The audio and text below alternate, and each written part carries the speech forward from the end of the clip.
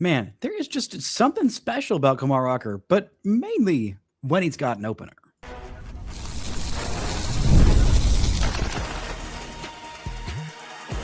You are Locked On Rangers, your daily Texas Rangers podcast, part of the Locked On Podcast Network, your team every day. You are locked onto the Texas Rangers, the first and best daily Rangers podcast. I'm Bryce Paddock, a cripplingly addicted Texas Rangers fan, covering this team for 13 seasons, including all 8 as the founder and host of this podcast. Thank you so much for making Locked On Rangers your first listen every single day, part of the Locked On Podcast Network, now the #1 sports podcast network. Though you can follow me on Twitter at Bryce Paddock, follow the show at Locked On Rangers, hit subscribe on your favorite podcasting platform, and on YouTube, where the best way you can help grow the show is to comment nearly any single thing below. Now, on today's show, we're talking about Kumar Rocker and his brilliant second relief appearance this season, why an opener might need to be a mainstay of his rotation spot, and a little bit of heroics from Ezekiel Duran, and also finally an update on when Corey Seager might finally be back in this lineup. Before we get into all that, today's episode is brought to you by Odoo. Great organizations win because operations matter, and that's why you should get Odoo. Try for free at odoo.com/lockedon. That's odoo.com/lockedon. Now, the Rangers won last night thanks to some heroics by Kumar Rocker, who looked fantastic yet again with Tyler Alexander opening for him. He went 5 innings and struck out a career-high 9 Miami Marlins. The Rangers offense did enough to get the 4-3 victory. The offense did enough. The bullpen hung on for what felt like dear life there towards the end. But the Rangers get it done. They win 3 out of their last 4, including taking this one against a pretty tough Marlins team. I mean, this is a Marlins team that's not as bad as I initially expected them to be so far this season. They have a better record than the Rangers. They are above 500, and the Rangers have done well against above 500 teams. So maybe that means if the Rangers beat them in this second game and that gets the Marlins to 500, maybe the Rangers lose their special powers against the above 500 teams, because if the Rangers do end up winning 2 in a row, then that will knock them right at 400. Then maybe the Rangers' Cinderella spell is lost. But what was a magic spell last night was Kumar Rocker's slider. I mean, this is one of the best pitches when it's on in baseball. It is a unique pitch. There are not a whole lot of sliders like it, because most sliders, they will move glove side. If you're a right-handed pitcher, it will move away from right-handed batters and in towards lefties. It's usually a pitch that is saved for same-handed hitters. So if you're a righty, usually you're just throwing it, or at least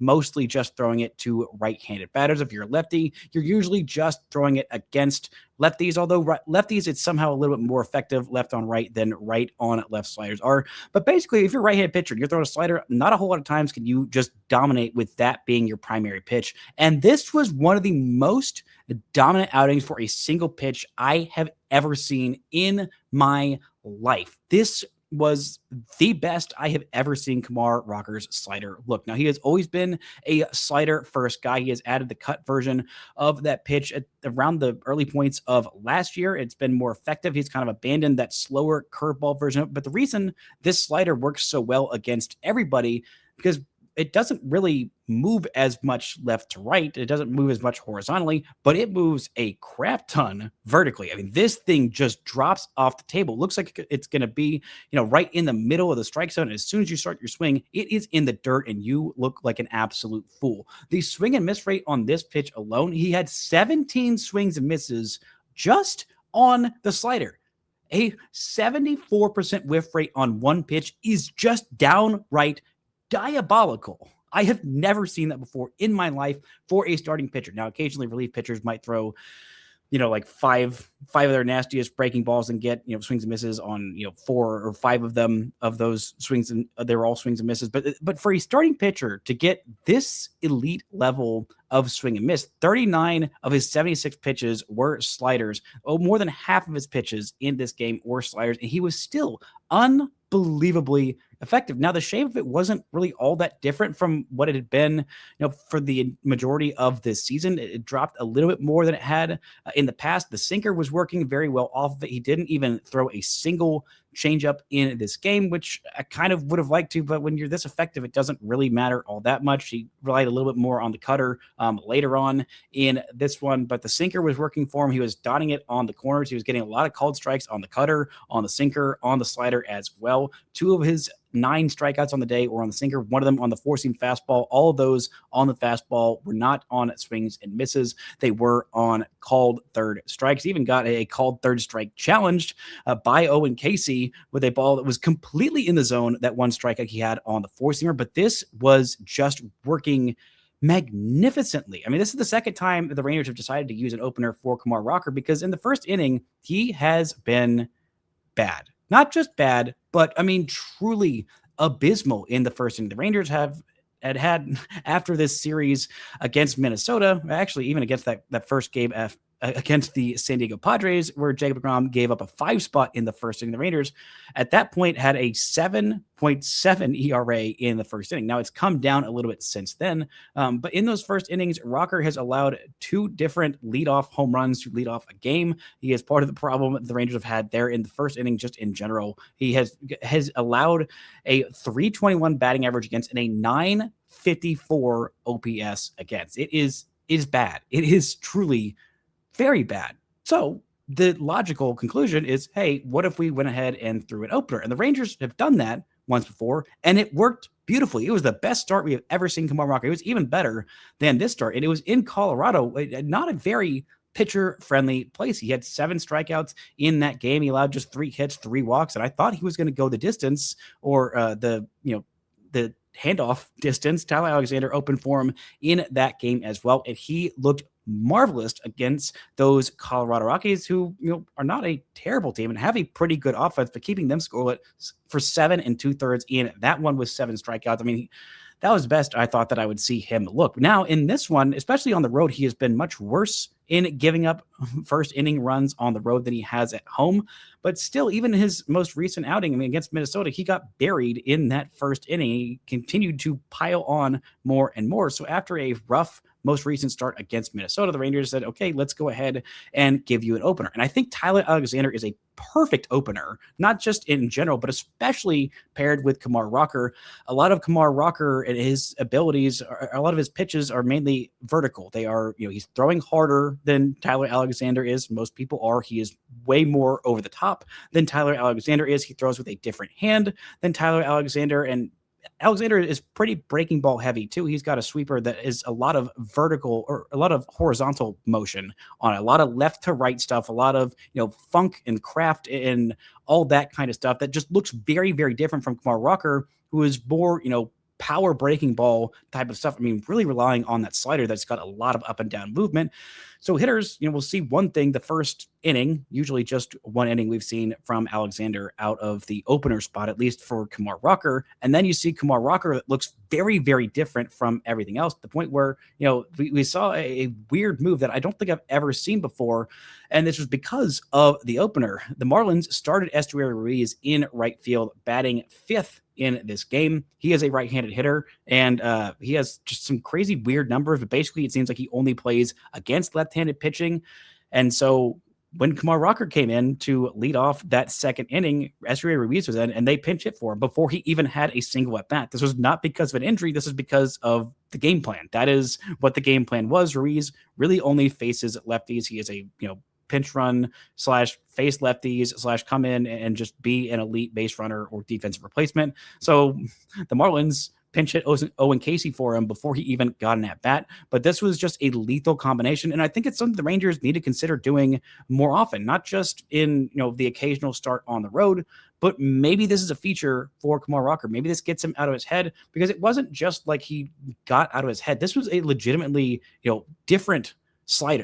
Everything was working so well. Maybe it just gets him enough out of the rhythms that were not working for him early on in this season. I mean, it's not like he's had a bad season so far. He's had some blow up starts, but I mean, literally everybody in this rotation and basically everybody in baseball has even had blow up starts. Even Paul Skeens had a blow up start his first outing of the year, and still somehow his ERA starts with a 1. But Kumar Rocker is sitting there with a 4.14 ERA in 74 innings. He's made 15 appearances, and all of those but 2 have been as the traditional start types, but he's been good. The strikeouts per 9 are inching up closer to 8 strikeouts per 9. He was a little wild in this one. The wild pitches got him into some trouble, but I mean, the ugly swings where you're seeing Kumar Rocker's slider get show you why the Rangers were so high on this guy, why it was, definitely a risk with the injury history And with just some of the other concerns that the Rangers had about Kumar Rocker and how his fastball played and all that other stuff. But this breaking ball is truly, truly singular. And when it's on its peak, and if it can continue to be on its peak with an opener in all these starts moving forward, maybe not all of them, but at least a lot more than the Rangers have done in the past. One start that's great with an opener is just a nice little thing, a nice little feather in your cap. But when it starts to happen twice, and it is the best 2 starts you've ever had in your big league career, the Rangers need to seriously consider making it a staple of Kumar Rocker starts moving forward. Coming up, we're talking a little bit more about what the rest of this team did in this game. Ezekiel Duran providing some heroics on offense and defense, and a little bit of magic from Jacob Latz in the closer's role. All that and more right after this.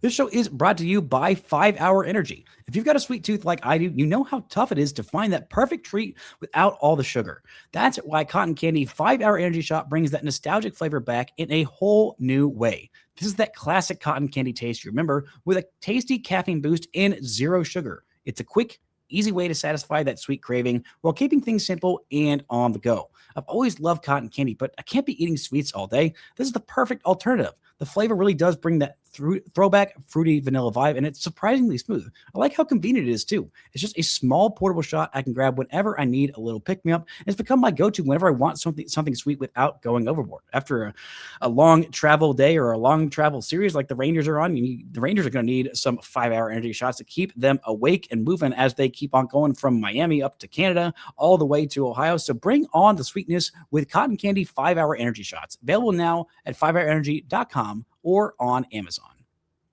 This show is also brought to you by Hims.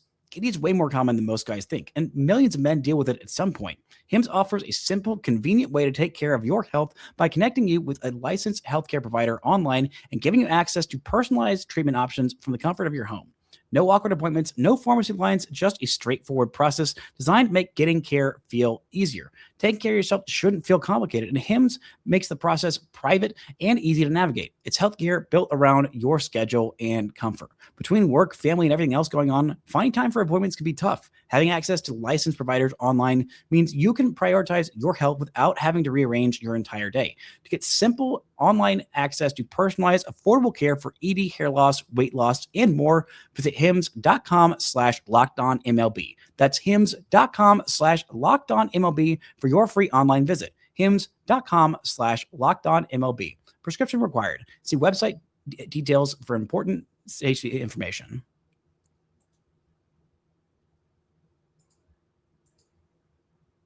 Shout out to everyone making Locked On Rangers first listen every single day. On tomorrow's show, I'll be back and talk about this bullpen bulk day for the Rangers. Hopefully a series win, and maybe the Rangers can turn this 2-game win streak into an actual winning streak of 3 straight games. If you want to be part of the Everydayers Club, go to LockedOnTexasRangers.supercast.com to join the Everydayers Club today.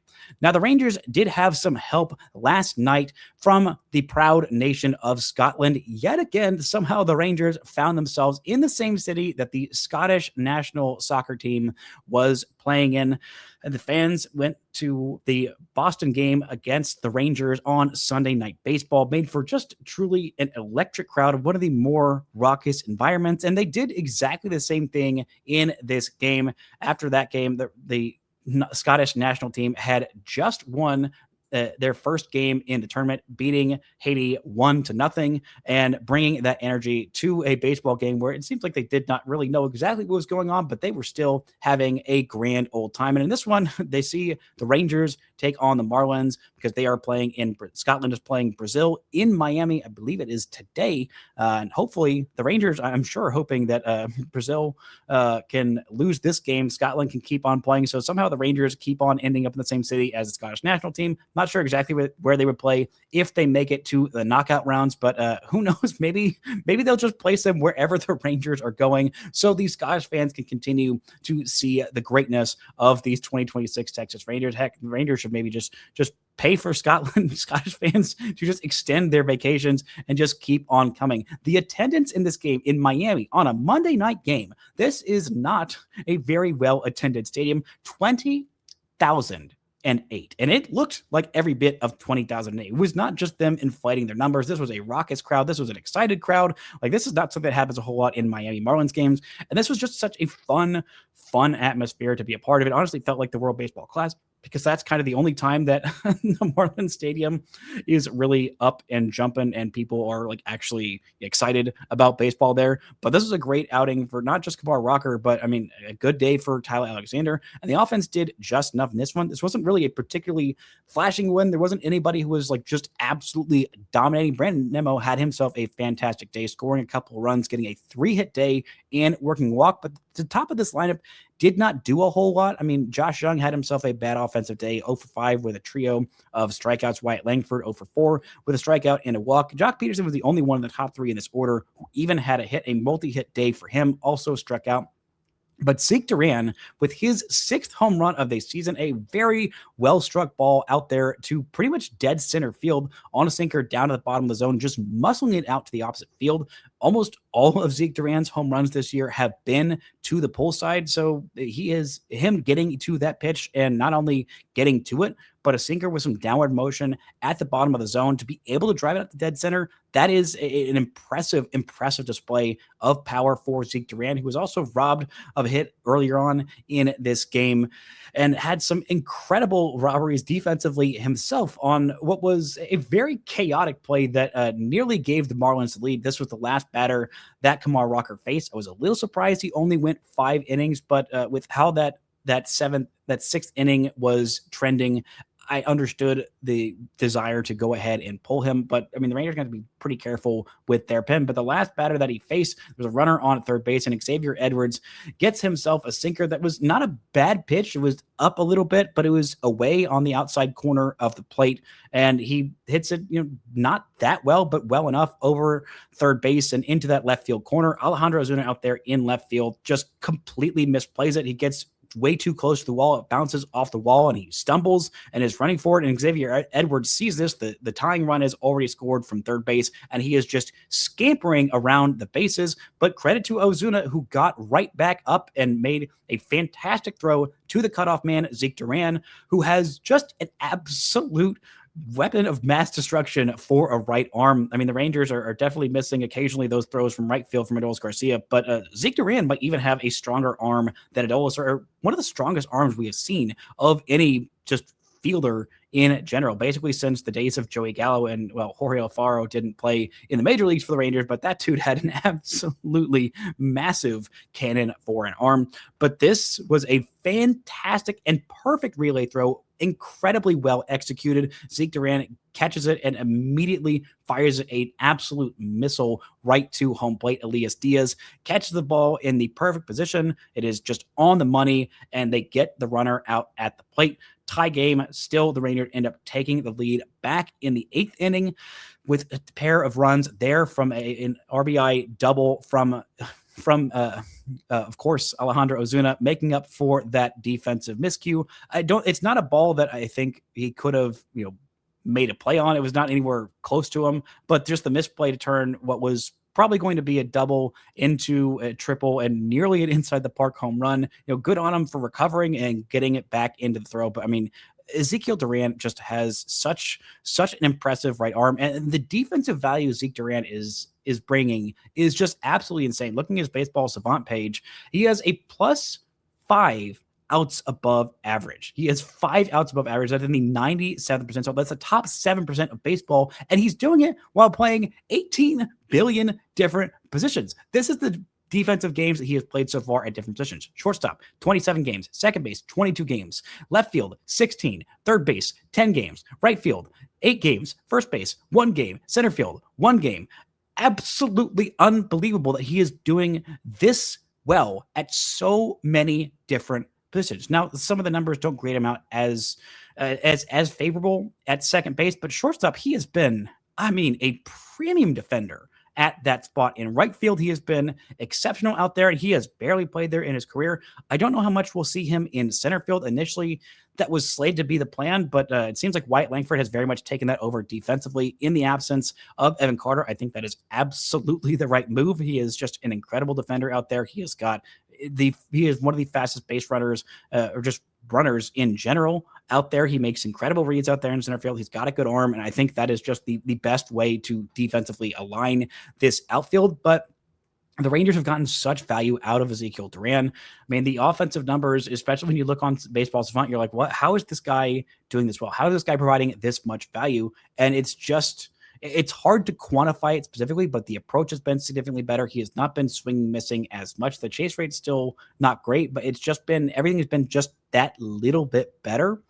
And whenever he's been in clutch situations, Zeke Duran has come up in big spots, and he's come up and succeeded time after time after time. This has just been he's been such a huge part of this Rangers surge offensively lately. And I don't know where the Rangers would be without him. I mean, it's not just him. I mean, Elias Diaz has also been a really positive player in a way that I did not expect at all. A guy who you signed, not, I wouldn't say off the scrap heap, but definitely off of the replacements pile when Kansas City just straight up cut him after, not really needing him because they had too many catchers. One of the very few organizations who could say, oh yeah, we actually have, too many catchers with Carter Jensen and also Salvador Perez. And they said, yeah, we don't really need to run a third catcher. But since Danny Jansen went down, Elias Diaz has been just massively impactful for this Rangers squad, especially just doing little things time and time again. He's hitting .298 on the year with an .817 OPS. And this sac fly to give the Rangers what was a much needed insurance run turns out ends up being the difference in this game.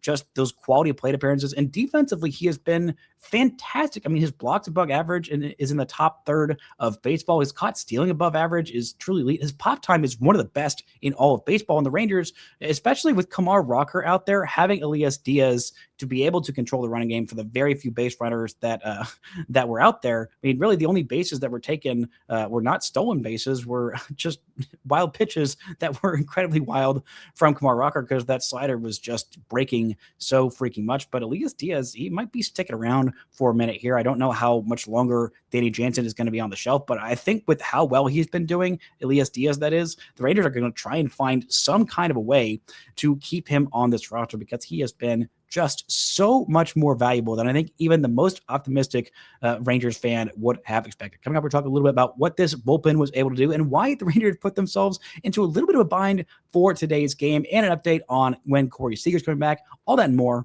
right after this.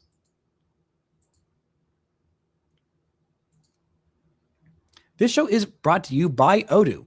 Running a business shouldn't feel like you're trying to connect a bunch of systems that were never really designed to work together. One app for accounting, one app for an inventory, and another for sales. Somehow none of them talk to each other. That's where Odoo comes in. Odoo is an all-in-one business management software that brings every part of your business together in one powerful platform. From sales and accounting to inventory and marketing, everything works together in one place, helping your team move faster, stay organized, and focus on growing the business instead of just managing software. The best organizations know that success isn't just about talent, it's about having everyone working towards the same goal. And that's true in sports just like it is in business. If the managers and the players aren't on the same page, if the managers in the front office or the players in the front office, if everything is not on the same page, that's where organizations start to spiral. The adjustment is so important, but really impressed me about implementing this new software is just how easily it was implemented. Everybody knew their role, everybody was on the same page, and that's usually what separates good organizations from great ones. So great organizations win because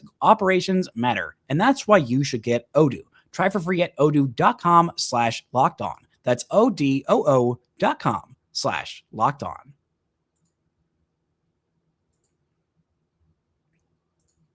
Now, the Rangers were able to take the first game in this series, get themselves out ahead, and get themselves even closer to 500.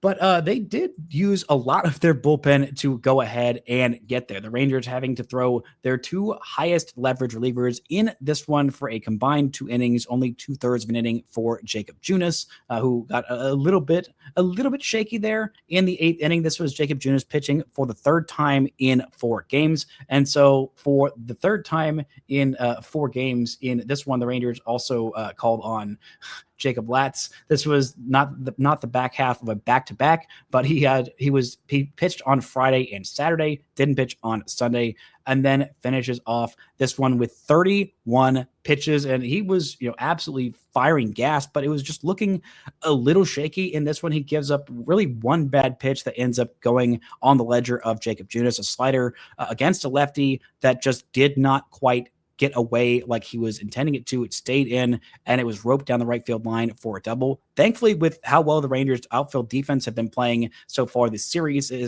guess just in this game, the Marlins decided, we're not going to go ahead and chance it. We're going to go ahead and keep our guy there at third base and see if we can and get him driven in with either, Xavier Edwards or Jacob Marcy. The Rangers were able to get Jacob Marcy out on the 8th pitch of the at-bat. This was just an absolute slugfest, bases loaded, full of runners, 2 outs, full count, and a well-executed 96.5-mile-an-hour four-seam fastball gets the ground out from Nicky Lopez to Jake Berger and gets out of that situation, then comes on in the 8th inning, strikes out Leo Jimenez, strikes out Connor Norby, and then gets Javier Sanoja to ground out to Ezekiel Duran, and that's boom, bing, bang, boom, the 14th save of the season for Jacob Latz. I mean, he was really feeling it there at the end. You could just kind of tell that he was a little bit gassed in this one, but you couldn't tell by the stuff. I mean, the velocity was up a mile an hour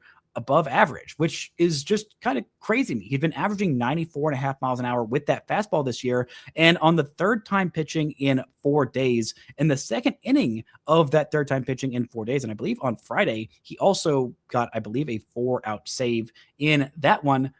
So multiple multi-inning saves in the last 4 days, and he still comes in, yes, a 4-out save against San Diego on the 19th on Friday. Just a 1-2-3 no-nonsense Saturday in the 9th inning. The Rangers end up going to extras and losing later after that. And then another 4-out save just 3 days after that 4-out save against San Diego. He hadn't pitched in 5 days before that, so he'd been kind of rested before that, but still, that is a lot of pitching for a guy who is kind of bounced between the bullpen and the rotation. I mean, Jacob Latz is just such a special pitcher, and the Rangers are going to have to manage without him, at least for this game, and honestly, maybe for the rest of this series, because just one off day after 3 games in 4 days does not seem like a whole lot. The Rangers have just thrown their bullpen so much. I mean, Peyton Gray had a day off on Monday after he threw 3 games in 4 days. Back-to-back games for Robbie Alstrom, who worked a scoreless 8th inning and looked pretty darn good scoreless 7th inning and looked pretty darn good while doing so. He lowers his ERA down to 1.0 even. So just a really good bullpen so far for this Rangers team. And the Rangers are going to have to be a little bit choosy about who they pitch in this game on Tuesday night against a former Cy Young winner, Sandy Alcantara, who has looked much better as of late. It is going to be Cal Quantrill starting this game. He hasn't thrown since Thursday of last week. He only threw 36 pitches there, so he should be fresh and rested and ready to go. Jose Corniel will probably also get several innings in this one. I think Cole Winn will be available, but Peyton Gray might be available. Robbie Alstrom's not going to pitch for the 3rd time in a row, so I don't think he'll be pitching. Jacob Latz and Jacob Junis both pitched 3 games in 4 days, so I think they're both down. So it's going to be pretty much down to Cole Winn and Joe Ross and Jose Corniel, and maybe we'll see Tyler Alexander, but I wouldn't be surprised if the Rangers went ahead and made a move and optioned somebody just to make a little bit more room on this roster. The only ones with options are Peyton Gray, Jacob Latz, who is not getting optioned, no chance. Peyton Gray has become the Rangers' 3rd most valuable leverage reliever. So I think that would be a tough go for him. Alstrom has been fantastic, but he might just kind of be the casualty of, the minute the Rangers have some guys on the 49 roster who they get optioned right back up, who I think would do a pretty decent job to just come in and eat some innings for this long road trip. I think Gavin Collier has got to be the first call that you make. Maybe the Rangers finally make that call about Emiliano Teodo, who has looked better as of late for AAA Round Rock and throws just absolutely unbelievable gas and one of the nastier breaking balls in this entire system. But if it's not today, then maybe tomorrow the Rangers end up making one of those moves. But I think, unfortunately, it might end up coming down to sending down either Peyton Gray or Robbie Alstrom Jose Corniel seems like the obvious candidate, but he's kind of holding down that long release spot with Cal Quantrill just temporarily jumping into the rotation with the Jack Leiter injury. One last injury update to talk about before we get out of here. Corey Seager is going to take live BP on the field today before this game, and then the Rangers will make what seems like a final decision of either sending him on a rehab outing or just straight up activating him from the 7-day concussion IL. It has been significantly more than 7 days. I think we're at about day 12 of this concussion, not quite at 2 weeks. It happened last Thursday against the Royals in that that play at home plate where he collided with Carter Jensen. Thankfully, he was able to play through the rest of that game, but the symptoms have just been kind of coming and going. And so he's been day-to-day since Monday. I think today, hopefully we'll see him activated if the Rangers do decide to activate Corey Seager. I mean, that'll be just a big, big boost for this lineup. Seager was looking a lot better in those 5 games that he played in between coming off the IL after that back injury that sidelined him for a couple of weeks, and then immediately has this collision pretty quickly after coming off the IL. And has been out for another couple of weeks. The Rangers just really could use his bat. This lineup has been pretty good in his stead, but it's just going to be a significant upgrade if the Rangers start to move Ezekiel Duran over to the everyday spot in either shortstop, or maybe they move him to left field as the everyday guy out there. Maybe Ozuna takes on more of a bench role.